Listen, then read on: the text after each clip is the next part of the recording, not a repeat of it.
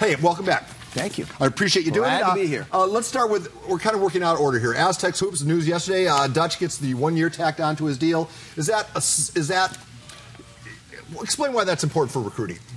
Well, it just shows the confidence they have in him, longevity, stability. That's how they built their program. I mean, Steve Fisher was here forever. Brian Dutcher's been on the staff forever and intends to be here forever. And I think this is just another sign of that. And recruits like that. They want to come to staple programs. At least want 5 years on the deal, so they assume that if they redshirt and go all 4 years. Absolutely. All right, so your latest article that's making the rounds was your excursion south of the border. You bring J.D. Wicker with you to Stadio Caliente. Explain the significance of his visit there.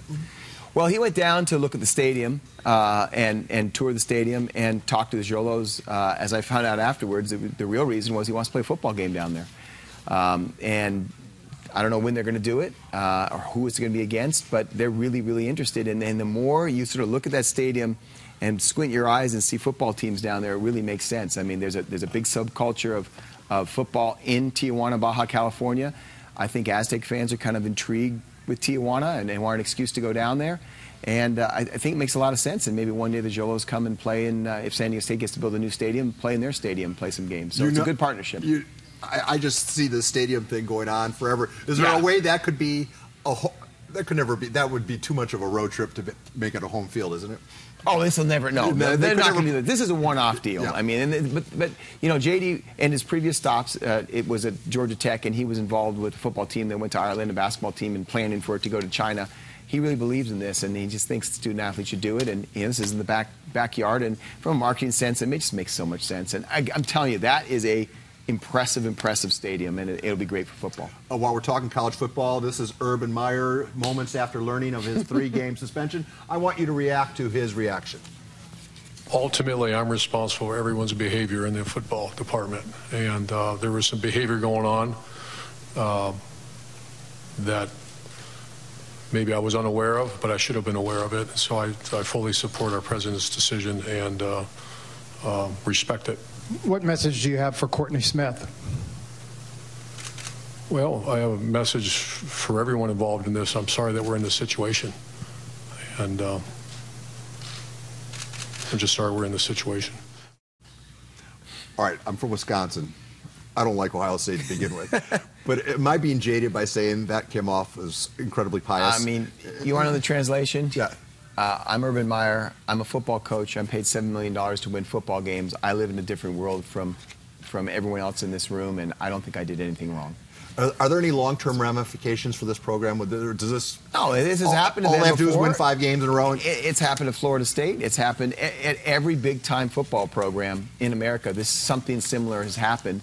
It's sad, it's unfortunate, but you know, fans want to win, and it's too bad. I think we're getting closer to the tipping point where maybe it will sway back to the other way, and you got to be a good guy, and you got to have ethics and morals. But I don't think we're there yet. Oh, please! You think? I don't think we're there yet. First of all, it's a bald-faced lie. Guys at his level, the Sabans and Myers of the world, they know every little thing. So it's just a bald-faced lie that he didn't know. But is it a fireable offense because he lied to the media about it? No, I don't think so. I'd like to.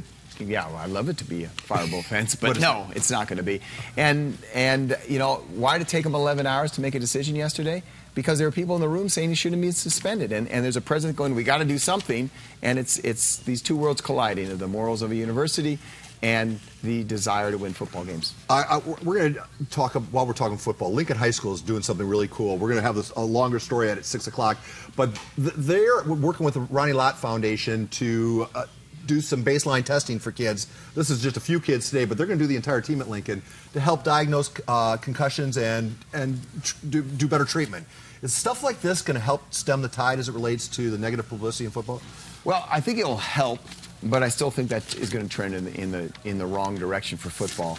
Sadly, I think there's a lot of parents who are concerned about it, and I think there's a difference between being a football fan and watching players play football and being a parent and watching your son, or in a few cases daughters even, play football and watch them get hit and watch them maybe get a concussion. I think that's a different question, and I think parents are still really concerned about it. I'd like to see it going the other way, but I'm not sure it's going to. I think it's going to be bad news for football. All right, we'll have more of that at 6 o'clock, but I cannot let you leave because I wanted it to. When I remember reading the Sports Illustrated article and reading your name and not putting 2 and 2 together. You were part of the greatest practical prank in sports history, bar none. I can't think of a better one. I it all love dates back to this play, 82. You're at this game. Don't bring this up. You're an underclassman at Stanford. Gotta relive this. The band, it comes on the field, laterals and blah, blah. Bears win. Pick it up from there. You got 90 seconds. Okay, so I'm sitting right when he runs by me. I went to run down onto the field to celebrate because I was a student. I wasn't even on the paper. I was working on the paper, but I wasn't covering the game. And I hopped over the wall, and the guy ran by me and ran in the end zone. So I'm like personally scarred by this. We go back to the paper, and my buddy says, you know, we've done these pranks. We've done phony newspapers for the student newspaper at Cal before. Why don't we do one now and say that the NCAA reviewed the play and they reversed the decision. Stanford's going to a bowl game, Cal's not. And I'm like, let's do it. And so we spent like 3 nights where we didn't sleep, and we wrote up an entire newspaper, I mean, the whole thing, printed it, delivered it to Cal. It just happened that day their paper was late. So their regular student paper's not out. We put it down. We're wearing like blue and yellow, so we blend in, and we sat back and watched people read it. I saw a football player cry. I saw a cheerleader cry.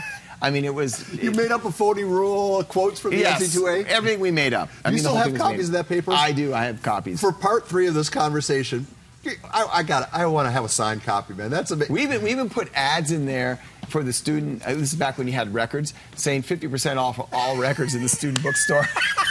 That's Animal House quality. I mean, were there any repercussions? No, we didn't get in trouble at all. I mean, it's lived, like you said. It's still talked about on campus, and I'm proud to be part of it. At the time, I was pretty tired. I mean, it was a lot of work, and we spent like 10 grand of our student newspaper money that we're supposed to be spending on our own newspaper to do this, but it was worth it. Oh. All right, well, we got 10 seconds. Your advice to young journalists out there?